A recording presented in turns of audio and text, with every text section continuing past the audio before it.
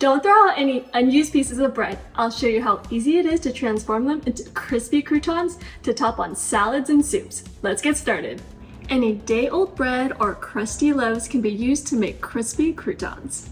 I often like to use a French loaf or baguette to have that extra surface flavor and crunch. You can cut or tear the bread into even pieces. I'm going to cut them into 3/4 inch cubes. Slice the bread into 3/4 inch thick pieces. Stack a few pieces on top of each other. Cut the bread into strips, then into cubes. You can cut them into smaller or larger pieces, but just make sure to adjust the cooking time. For this recipe, you'll need 4 ounces or about 4 cups of cubes.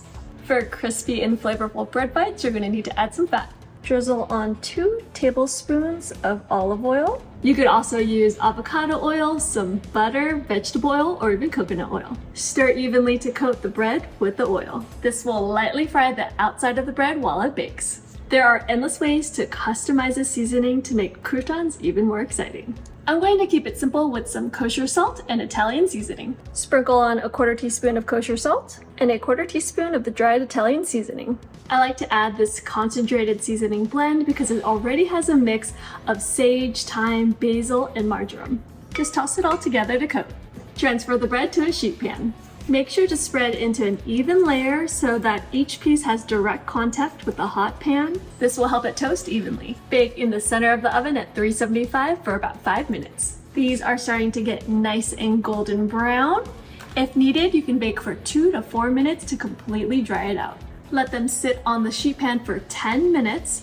The residual heat is going to dry them out so that they don't get burnt, but they're gonna become nice and crispy. When you want to make a quick batch of croutons, try my stovetop method. Cut the bread into 3/4 inch cubes. Heat a large skillet over medium heat. Add 2 tablespoons of olive oil. The oil is going to help fry the surface of the bread instead of soaking into the center of it. Once the oil just starts to shimmer, add 4 cups of the bread cubes. Stir to coat with the olive oil. Allow the bread to toast in the pan, stirring every few minutes until it's golden brown and crispy. Once there's no more oil in the pan, it's a good time to add the seasonings. Add a 1/4 teaspoon of kosher salt and a 1/4 teaspoon of Italian seasoning. Wow, you could really smell the herbaceous notes from that seasoning blend. If needed, turn down the heat so that it doesn't burn. The process takes about 8 to 10 minutes. I like to give the bread a toss for even cooking. You know what? I like this method because it's a little more fun and interactive. These are nice and toasty. Let them sit in the pan off the heat for about 10 minutes to let them dry out completely. Wow, these are ready. The easiest stovetop croutons. Let's compare making croutons in the oven versus the stovetop.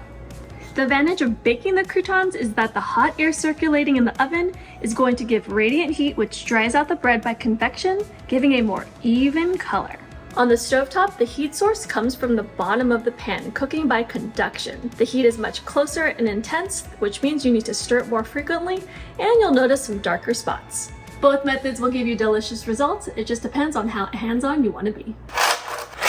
Whoa! If you give them a toss, you could hear that they're nice and crunchy. Add the cooled pieces to an airtight container. Store at room temperature for 2 to 4 weeks or in the freezer for 1 to 2 months. Here are some other ways to switch up the seasoning. Add some savory alliums with some onion powder and garlic powder. Freshly cracked black pepper for a little spice. Sweet or smoked paprika for a little bit of color.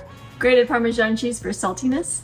Or chop up some fresh herbs like parsley, cilantro, rosemary, or thyme. How would you customize your croutons? Leave a comment below. Croutons are great to meal prep and add crunch to any dish. Here's some creative ways to use them. Add them to a salad like kale Caesar, a classic Caesar, a high-protein Cobb salad, or add crunch to a wedge salad. I love serving them on top of soups like tomato basil, minestrone, or add it to French onion soup, top it with cheese, and give it a nice melt. Crush them up and add them on top of a green bean casserole, gooey mac and cheese, or use them as breadcrumbs to make chicken parmesan or chicken Milanese.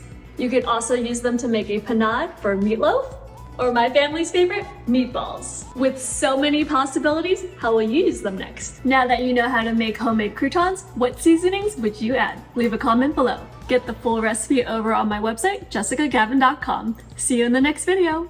Let's give this a try. These are so good.